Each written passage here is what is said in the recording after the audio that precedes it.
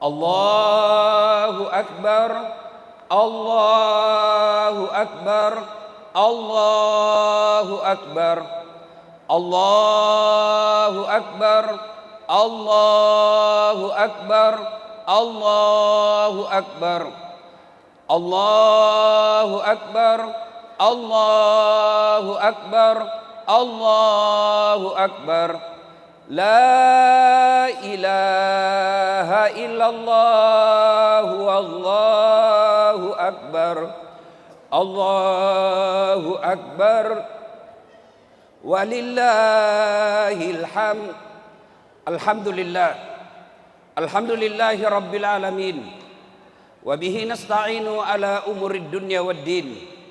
Ashhadu an la ilaha illallah wa ashhadu anna Muhammadan abduhu wa rasuluh.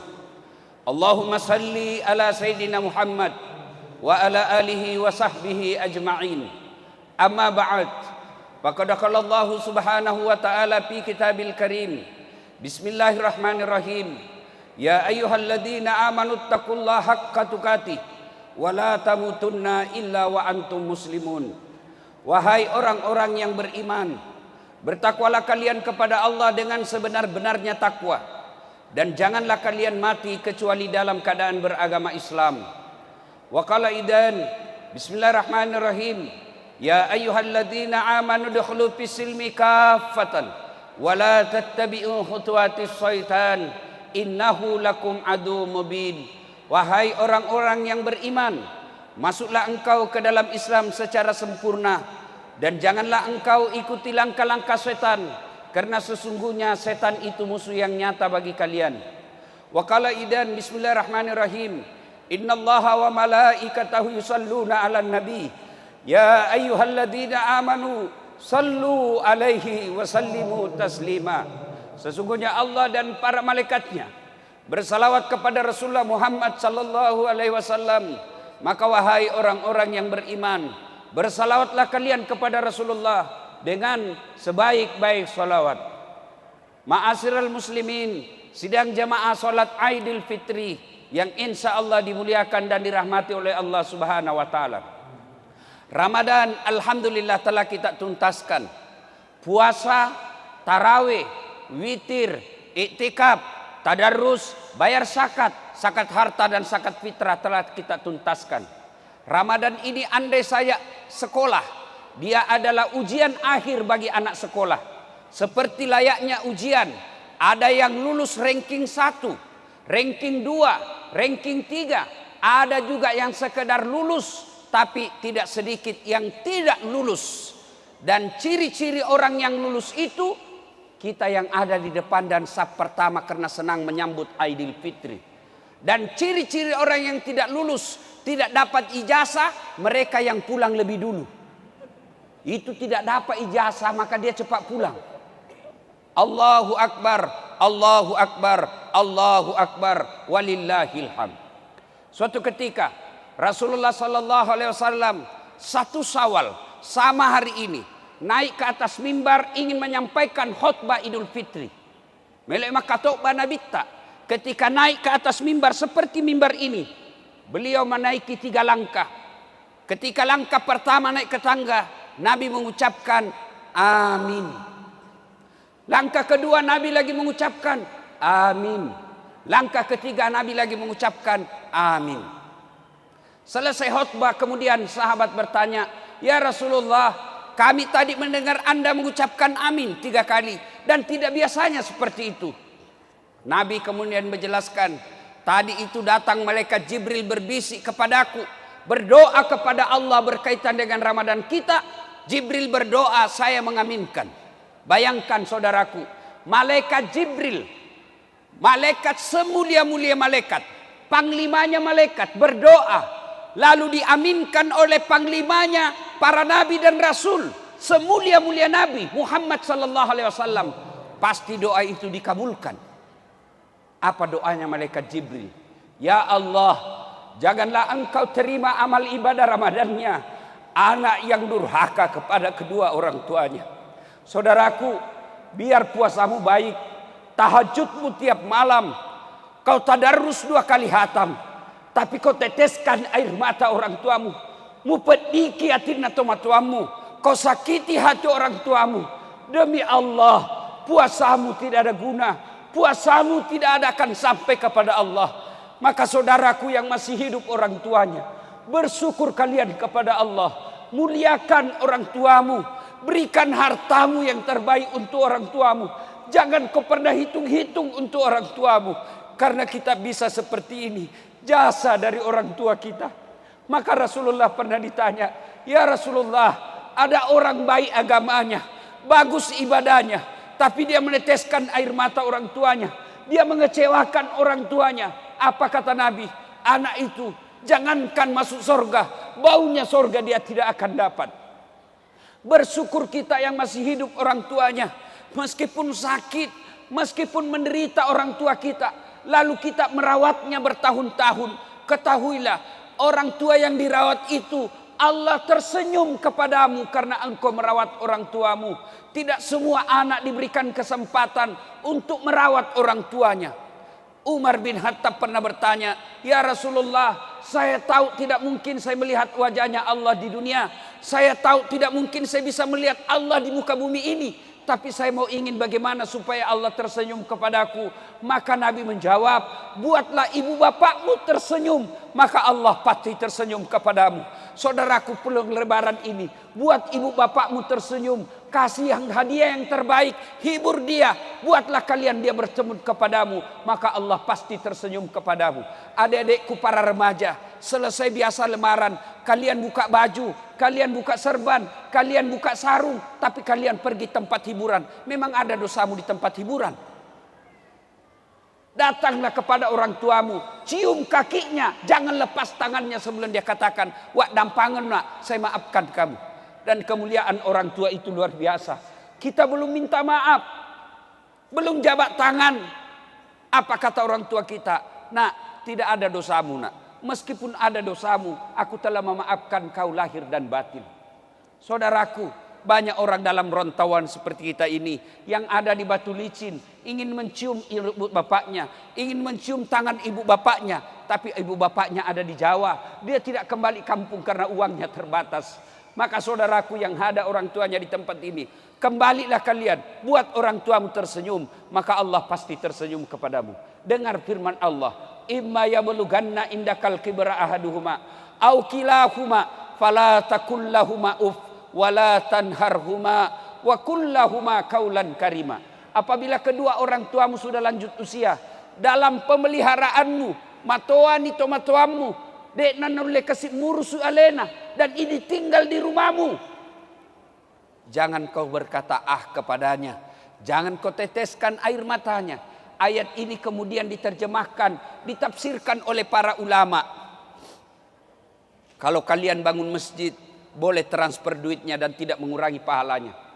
Kalau kalian ingin menyumbang fakir miskin, boleh kirim pakai sopirmu. Tapi jika kalian ingin berbuat baik kepada orang tuamu, jangan kau kirim pakai orang lain. Jangan kau suruh orang tua orang lain, tanganmu dan tangannya orang tuamu datang kamu bawakan. Begitu cara ayat ini memuliakan orang tua. Allahu Akbar, Allahu Akbar, Allahu Akbar, walillahil hamd. Bagaimana buat kita yang sudah wafat orang tuanya? Ustadz, saya dulu nakal. Saya dulu sering mengecewakan orang tua saya.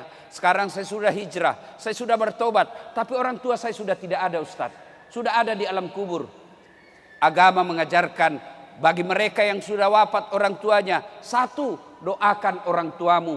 Doakan bagaimana? Tidak harus Ustaz yang doakan kamu. Tidak harus Pak Imam yang doakan untuk orang tua. Lebih baik kalian yang langsung doakan. Selesai nanti Idul Fitri, kalian ingin mendoakan orang tua, silakan langsung. Tidak harus ada ayam, tidak harus ada soko, tidak harus ada nasi. Kalian duduk menghadap kiblat selesai ini, doakan orang tuamu. Dan tidak harus melalui dasat latif, tidak harus melalui ulama, tidak harus melalui habaib. Doakan langsung, karena doa paling baik untuk orang tuanya dari bibir anaknya. Dasat latif doakan orang tuamu, belum tentu pernah kenal baik. Maka doakan. Apa doanya Ustaz? Tidak harus kau bahasa Arab. Puang, tak dampangi dosa atau matuaku. Ya Allah, ampuni dosa orang tuaku. Terima amal ibadahnya. lipat gandakan segala kebaikannya, lapangkan alam kuburnya, jadikan kuburnya menjadi taman-taman surga. Tapi ingat, saudaraku para akhwat, ini makun raya perempuan, kalau pergi ziarah kubur, tidak usah kau pergi ziarah kubur kalau kelihatan auratmu. Tidak usah kalian pergi ziarah kubur kalau kau tidak mampu menutup auratmu dan pakai jilbab. Kalau kau pergi ziarah kubur tidak tutup auratmu, disiksa orang tuamu di kubur. Seolah-olah malaikat berkata, lihat kau itu anak gadismu, datang melihat kamu, dia pertontonkan auratnya. Untuk apa kalian bawa bunga? Untuk apa kalian bawa pandan? Kalau kau tidak datang dengan doa, apalagi sampai kau perlihatkan auratmu. Allahu Akbar, Allahu Akbar, Allahu Akbar, walillahil hamd. Yang kedua, kalau wafat orang tua, setelah doakan, sedekah. Ustaz, saya mau orang tuaku terang kuburnya, kirimi pembeli lampu di masjid. Ustaz, saya mau orang tuaku supaya ada AC di kuburnya, kirimi pembeli AC di masjid. Insya Allah sudah ada di situ. Bapak yang sudah ada duit di kantong, niatkan pulang nanti ini berbagi supaya orang tua terang kuburnya. Allahu Akbar. Yang ketiga, cara berbuat baik kepada orang tua sudah meninggal adalah mengunjungi karib kerabatnya. Sudah datang orang tua, masih ada paman kita, masih ada acil kita, datangi mereka. Jangan acil kita yang datang, jangan paman kita yang datang, kita yang datangi paman kita. Itu yang diajarkan oleh Nabi. Paman saya miskin, paman saya tidak ada sekolahnya, jangan lihat itu semua. Tapi agama mengajarkan anak yang datangi saudara bapaknya atau saudara ibunya. Allahu Akbar, Allahu Akbar, Allahu Akbar, walillahil hamd. Yang kedua, orang yang didoakan tidak diterima amal ibadah Ramadannya. Lalu malaikat Jibril lagi berdoa, ya Allah, janganlah engkau terima amal ibadah Ramadannya Muslim yang tidak mau memaafkan sesamanya Muslim. Saudaraku, pilkada, pilcaleg, pilpres kadangkala membuat kita pecah persaudaraan. Itu keliru dan salah.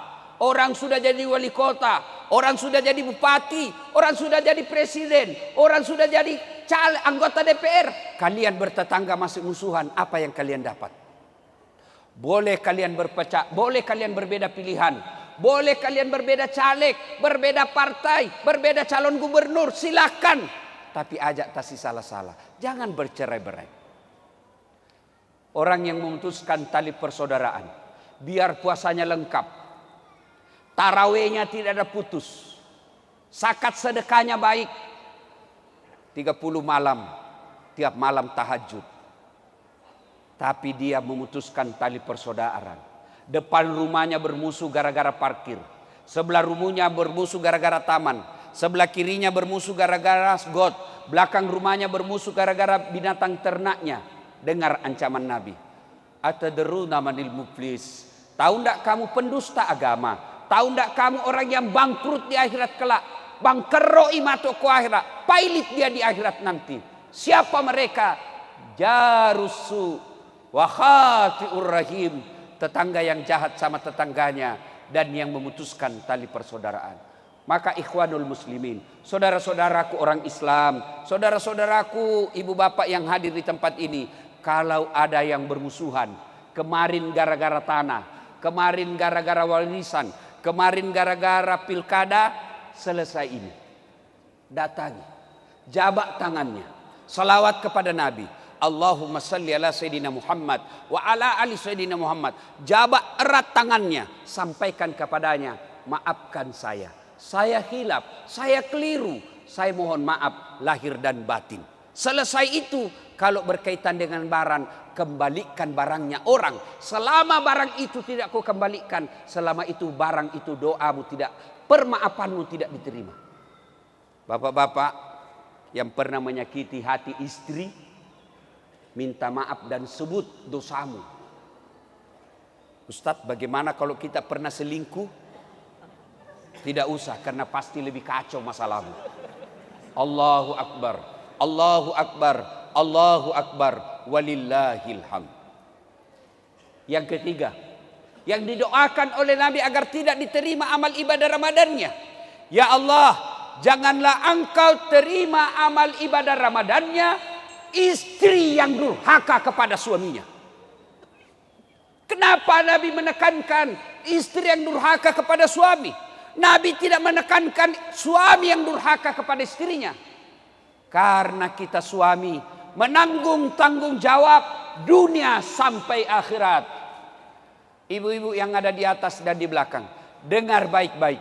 Kami ini laki-laki menanggung dosa ibu. Suaminya imam, suaminya penghafal Quran, suaminya mubalik, tapi istrinya tidak pakai jilbab, istrinya tidak puasa Ramadan, istrinya tidak sholat. Nanti di akhirat Allah mencari mana ini suaminya. Kegelak kenai, mana suaminya? Kenapa istrinya begini? Maka suaminya diseret. Kau temani istrimu, ku anfusakum wa ahlikum nar. Itu di akhirat. Dunia, dengar ini ibu-ibu, malu seorang suami kalau istrinya pulang kampung, baju tahun lalu lebarannya masih itu tahun ini. Malu kita sebagai suami kalau kita sudah punya anak tapi masih ngontrak-ngontrak, kita tanggung rasa malu di dunia. Mana pernah istri berpikir malu kalau suaminya tidak pakai cincin? Dunia kita tanggung. Berapa banyak seorang suami cari muka, membanting harga dirinya, datang ke bank, minjam uang, kredit. Untuk apa? Supaya anak istri bahagia di rumah. Berapa banyak suami tidak tidur tengah malam. Untuk apa? Memikirkan perusahaan, bagaimana supaya perusahaan bisa langgeng. Berapa banyak suami jadi tukang gojek, jadi sopir, macet mobilnya, dan dia tidak telepon istrinya. Macet mobil, kempes ban mobil, dia tidak telepon. Kenapa? Supaya penderitaan suaminya dia tidak rasakan penderitaan oleh istri. Itulah sebabnya kenapa orang yang durhaka, istri yang durhaka kepada suaminya didoakan oleh Nabi agar oleh Jibril agar tidak diterima amal ibadah Ramadannya, dan Nabi mengaminkannya. Ada jamaah yang bertanya, Ustadz, bagaimana kalau suami yang durhaka sama istri? Tidak dijelaskan dalam hadis ini. Allahu Akbar, Allahu Akbar, Allahu Akbar, walillahil hamd. Kalau ibu-ibu tidak senang sama suami, bukan dengan memakinya, bukan dengan menghinanya, bukan dengan menceritakan kejelekannya, tapi jalannya kamu pisah baik-baik, bukan menghinanya. Ada 4 golongan orang yang didoakan oleh Nabi menjadi bahan bakar api neraka, menjadi bahan bakarnya api neraka. 4 jenis perempuan, satu di antaranya adalah istri yang suka berkata kasar kepada suaminya, istri yang suka memaki suaminya. Maka ibu-ibu yang saya cintai karena Allah, selesai lebaran ini, jangan dulu kau ke tetanggamu, jangan dulu kau kepada suaminya orang, jangan dulu kepada bosmu, tapi datang kepada suamimu, minta maaf. Bapak-bapak juga, jadilah suami yang baik. Karena bagaimana istri kita mau baik kalau kita sendiri tidak bisa menjadi teladan? Selalu kita berdoa, Rabbana atina fid dunya hasanah wa fil akhirati hasanah wa qina adzabannar. Yang doa di dalamnya satu di antaranya, ya Allah, berikan kami keselamatan, kebahagiaan di dunia. Dan kebahagiaan di dunia itu ada 4 unsur kata para ulama. Yang pertama, punya suami yang baik, punya istri yang baik. Kita bisa bahagia, kita bisa dakwah karena kita punya istri yang baik. Berbahagia bapak-bapak yang punya istri yang baik. Saya bisa ceramah seperti ini karena punya istri yang baik. Bayangkan kalau saya mau ceramah di atas mobil, tiba-tiba istri saya WhatsApp, Ustaz, kesetrum anakmu. Mana bisa lagi saya ceramah? Maka itulah fungsinya istri, membuat suami keluar cari nafkah, membuat hati suami tentram. Jangan malah begitu suami keluar, kita WhatsApp dengan kalimat yang tidak enak, kita kirimi pesan-pesan yang tidak nyaman dibaca. Kalau ada sesuatu yang ingin disampaikan, sampaikan secara langsung setelah ada suamimu di rumah, supaya dia bisa tenang, fokus bekerja cari nafkah ketika dia ada di luar. Allahu Akbar, Allahu Akbar, Allahu Akbar, walillahil hamd. Yang kedua, unsur fid dunya hasanah, punya anak yang soleh dan soleha. Percaya saudara-saudaraku, ketika kita wafat, pergi Bapak ziarah kubur, siapa yang doakan kita? Ibu-ibu nih yang ada di atas dan belakang. Begitu ibu meninggal, siapa yang doakan ibu? Suami? Tidak, dia kawin lagi. Siapa yang doakan kita? Anak. Bagaimana anak kita mau doakan kalau dia tidak pernah diajarkan agama? Lihat anak-anak kita sekarang. Lihat anak kita sekarang nanti kalau ziarah kubur. Dia cuma datang ke ziarah kubur lalu dia tulis OTW ziarah kubur.